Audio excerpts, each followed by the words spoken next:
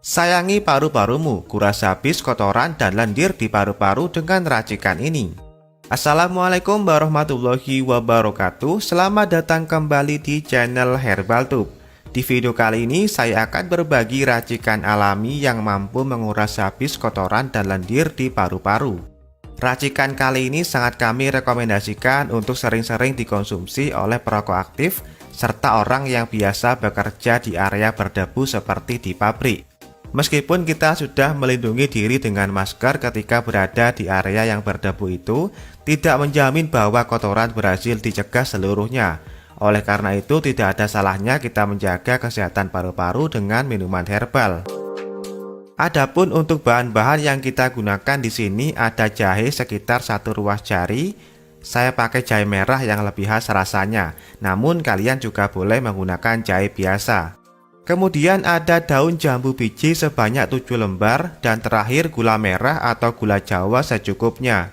Untuk cara membuatnya, pertama-tama kita larutkan gula merah dengan cara direbus dalam 2 gelas air hingga mendidih.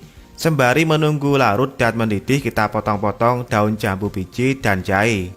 Daun jambu biji sangat terkenal sebagai obat diare yang ampuh, tapi tidak terbatas hanya sebagai obat diare saja. Daun jambu biji ini juga memiliki banyak manfaat. Salah satunya bisa membersihkan saluran pernapasan, tenggorokan, dan paru-paru dari kotoran.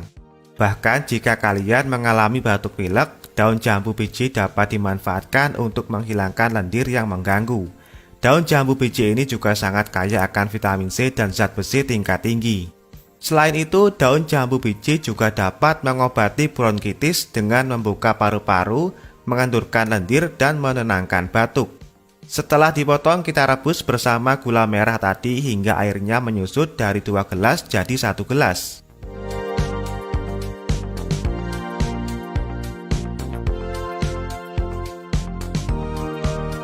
Selanjutnya, konsumsi minuman ini 2 kali sehari untuk mengobati bronkitis, batuk pilek, dan menghilangkan lendir.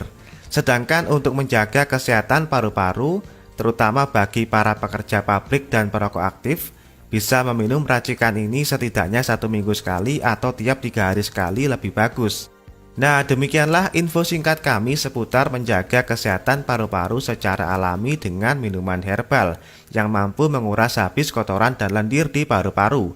Semoga bermanfaat dan sampai jumpa di video selanjutnya. Terima kasih.